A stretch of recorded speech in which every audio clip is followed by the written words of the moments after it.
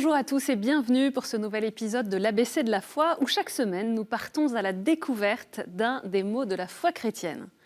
Aujourd'hui, nous allons parler du démon, une réalité qui peut susciter des réactions très différentes comme vous me l'avez vous-même confié. Commençons par écouter ce que vous en dites assez spontanément avant d'essayer d'y voir plus clair. Quand vous entendez démon, à quoi vous pensez? Au dictateur. Au dictateur. Sinon, je ne crois pas dans un démon, Satan et tout le reste. L'homme fait le nécessaire. Le mot démon, je sais pas, j'ai l'impression que c'est assez galvaudé. Démon, c'est on pourrait dire que c'est une entité qui nous veut du mal ou qui veut du mal à l'humanité, je sais pas. Alors que il y a des démons, est-ce que ça existe réellement? Je ne sais pas. Il y a beaucoup de films sur les démons, alors je sais pas. Je sais pas trop quoi dire là-dessus. Ça m'évoque le mal. C'est un mot assez effrayant et qu'on n'a pas envie d'entendre ni d'utiliser naturellement au quotidien. Voilà. Bon, en tout premier lieu, ça me fait penser à la nouvelle chanson d'Angel, là où démon, c'est l'angoisse. C'est l'angoisse, c'est l'enfer, c'est... je saurais pas, ça revêt énormément de choses pour moi. Pour moi, un démon, c'est quelque chose qui a une emprise sur vous, une emprise néfaste. Et du coup, ça peut avoir attrait à tout un tas de choses, que ce soit des addictions, que ce soit l'argent, le matérialisme. Certaines politiques peuvent être un peu démoniaques. Voilà, je ne sais pas si c'est assez clair pour vous. Je vais penser tout de suite au malin, au diable. C'est effectivement assez dur et assez fort, donc c'est pas le genre de terme que j'utilise tous les jours. J'en ai un peu peur d'ailleurs. Et oui, c'est évident qu'à l'évocation même du démon ou de tous les termes qui s'y rapportent, certains ont en tête des films effrayants qui s'attardent longuement sur des manifestations extraordinaires du diable, tandis que d'autres nient son existence et pensent qu'il s'agit de superstitions d'un autre âge. Certains n'aiment pas la personnification du mal, mais il est difficile de nier le mal, ce qui nous entraîne du côté obscur, jusqu'à faire des choses que nous-mêmes trouvons mauvaises. Ce n'est pas de la superstition de regarder ce mal et d'y faire face. Et le considérer comme une personne y aide. Le mot démon désignait dans de nombreuses mythologies ou spiritualités antiques des puissances, des êtres spirituels malfaisants. Ce terme de démon a ainsi été repris par le vocabulaire chrétien comme équivalent de Satan et de diable. Satan ou l'adversaire, l'accusateur, le diable ou celui qui sépare, le diviseur. Ces deux termes caractérisent celui que la tradition chrétienne considère comme l'opposant à l'amour et à l'action de Dieu, celui qui entraîne l'homme vers le mal et le malheur. Regardons ce que la Bible nous en dit. Comme tous les peuples qui entourent le peuple juif, la Bible affirme l'existence des démons. Ils sont toujours représentés sous des noms divers comme des esprits mauvais ou impurs. Ils habitent les ruines, les lieux déserts ou obscurs, d'où ils sortent pour tourmenter les hommes. Dès les origines, sous la conduite de leur chef Satan, ils sont en lutte perpétuelle avec Dieu et les siens. Au chapitre 3 du livre de la Genèse, le serpent résume le mal avec lequel l'homme est aux prises. On voit combien, sous des aspects séducteurs, il est l'ennemi, l'adversaire de l'homme. Il le détourne de sa vocation profonde, vivre en communion, dans l'amour, à l'image et à la ressemblance de Dieu. Pour se délivrer du ou des démons, la tentation est grande de leur rendre un culte qui ne peut qu'être idolâtrique, ce que dénonce le Deutéronome par exemple. Au début de sa vie publique, Jésus est conduit au désert par l'Esprit pour être tenté par le diable. Les évangiles de Matthieu et de Luc donnent une liste de 3 tentations auxquelles Jésus est affronté. Transformer les pierres en pain, donc se servir de son pouvoir pour satisfaire ses propres besoins sans lien à Dieu. Obliger Dieu à intervenir de façon spectaculaire en se jetant du haut du temple pour que les anges le sauvent. devenir le prince de ce monde, donc régner sur tous les royaumes de la terre en adorant Satan. À chaque fois, Jésus lui répond par une citation de l'Écriture qui rappelle combien l'homme est appelé à être en dépendance confiante avec Dieu, antidote du péché. Toute sa vie, l'action de Jésus est une lutte contre les démons et leurs maléfices, possession ou maladie. Après sa résurrection, il donne à ses disciples le pouvoir de les chasser. Et l'Église continue le même combat contre eux avec assurance car elle est certaine de la victoire finale. Je vous renvoie au livre de l'Apocalypse, dernier livre de la Bible, qui proclame la défaite du prince du mensonge. Au chapitre 20, verset 10, dans l'Apocalypse, « Et le diable qui les égarait fut jeté dans l'étang de feu et de soufre, où sont aussi la bête et le faux prophète. Ils y seront torturés jour et nuit pour les siècles des siècles, ce qui veut dire pour toujours. » Le combat spirituel contre les démons, le démon fait partie de l'expérience de tout chrétien et nous allons voir comment le mener dans la foi.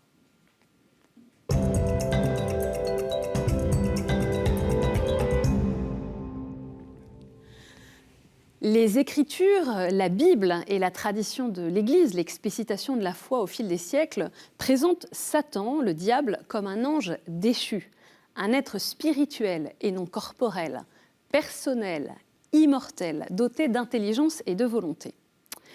Les anges font en effet partie du monde invisible créé par Dieu. Ils sont des créatures purement spirituelles qui possèdent intelligence et volonté. Les anges vivent toujours en présence de Dieu et ils communiquent aux hommes la volonté de Dieu et sa protection. Dieu a créé Lucifer. En latin, ça veut dire « celui qui porte la lumière », comme un ange bon. Et c'est lui, Lucifer, qui a choisi de se rebeller contre le projet d'amour de Dieu. On dit donc que le diable est un ange déchu parce qu'il a, par un libre choix, refusé Dieu et son règne et s'est ainsi rendu mauvais. Il est important de bien noter que Satan est un être créé qui a reçu son existence de Dieu. Le diable reste donc une créature alors que Dieu est créateur. Il n'est donc en aucun cas un dieu du mal qui coexisterait à côté d'un dieu du bien. Il n'est ni Dieu ni rival du Très-Haut. Cela signifie que Satan a un pouvoir limité, comme l'explique le catéchisme de l'Église catholique. La puissance de Satan n'est cependant pas infinie. Il n'est qu'une créature puissante du fait qu'il est pur esprit, mais toujours une créature. Il ne peut empêcher l'édification du règne de Dieu. Le Christ nous a donné les armes pour mener ce combat. Dans la prière du Notre Père, nous demandons à Dieu « Ne nous laisse pas entrer en tentation, mais délivre-nous du mal ».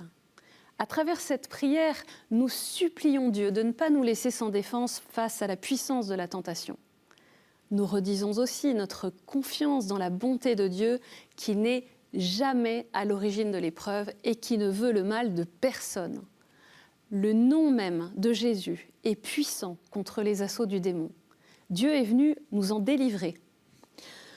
On a fait croire que le diable est un mythe, une image, une idée, l'idée du mal, disait le pape François lors d'une audience générale. Mais le diable existe et nous devons lutter contre lui. C'est ce que dit saint Paul, ce n'est pas moi qui le dis. La parole de Dieu le dit, et pourtant, nous n'en sommes pas vraiment convaincus.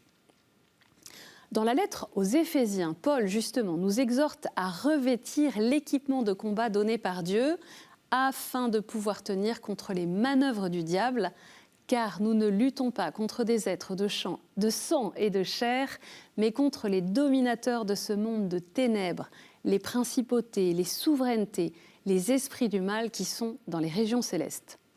Paul décrit ainsi tout un équipement de combat pour tenir bon. Le ceinturon de la vérité, la cuirasse de la justice, les pieds chaussés de l'ardeur à annoncer l'évangile de la paix, le bouclier de la foi, le casque du salut et le glaive de l'esprit, c'est-à-dire la parole de Dieu.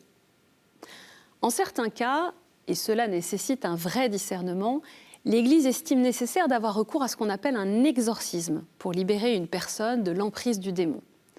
Le Christ a donné pouvoir aux apôtres contre les puissances du mal Et donc chaque évêque reçoit cette mission et peut en donner délégation spéciale à un prêtre. Dans notre vie quotidienne, le démon poursuit 2 objectifs principaux. Que nous perdions la foi et l'espérance et que nous perdions l'unité. Pour que notre espérance et notre foi diminuent ou même disparaissent, il nous pousse à remplacer Dieu par des idoles en nous incitant à la vanité, en faisant briller de fausses lumières qui nous décevront pour nous désespérer de nous-mêmes et des autres. L'ennemi cherche aussi la division, parce qu'il sait que le témoignage d'amour donné par l'unité entre les chrétiens rend évidente la présence du Christ. Pour lutter et vaincre la tentation, les 3 clés ont été données par Jésus au désert. Veiller, prier, jeûner. Et nous pouvons penser à cette belle prière de Saint Bernard de Clairvaux qui, au milieu des tempêtes, des combats, des tentations justement, nous appelle à regarder l'étoile, à invoquer la Vierge Marie.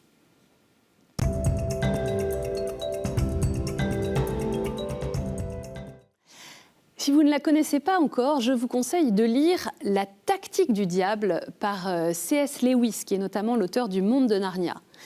Présenté sous la forme d'échanges de lettres, un démon expérimenté essaye d'expliquer à son neveu, diablotin en formation, comment détourner de Dieu les humains.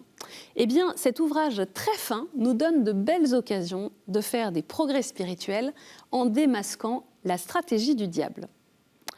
Deuxième piste, méditer et prier sur la lettre de Saint Paul aux Éphésiens, chapitre 6, versets 11 à 18, où il décrit précisément l'équipement de combat donné par Dieu. Ces armes pour le combat spirituel sont précieuses. Et puis, troisième proposition, la plus simple, la plus évidente, c'est de nous réfugier dans les bras de la Vierge Marie face aux tentations. Appelons à l'aide Marie qui a vaincu l'adversaire, le démon, par son humilité, sa disponibilité totale à l'action de Dieu. Je vous propose maintenant de reprendre une partie de la prière à Saint Michel Archange du pape François, composée en 2013.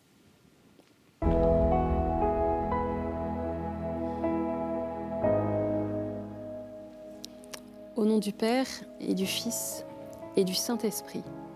Amen. Ô glorieux archange Saint-Michel, toi qui annonces au monde la nouvelle consolante de la victoire du bien sur le mal, ouvre notre vie à l'espérance. Le Seigneur de l'univers t'a rendu puissant contre les forces de l'ennemi. Démasque les pièges du diable et de l'esprit du monde. Rends-nous victorieux contre les tentations du pouvoir, de la richesse et de la sensualité. Sois la sentinelle de nos pensées qui libère de l'assaut de la mentalité mondaine. Sois le guide spirituel qui nous soutient dans le bon combat de la foi. Ô glorieux archange Saint-Michel qui toujours contemple la sainte face de Dieu, garde-nous fermes sur le chemin vers l'éternité. Amen.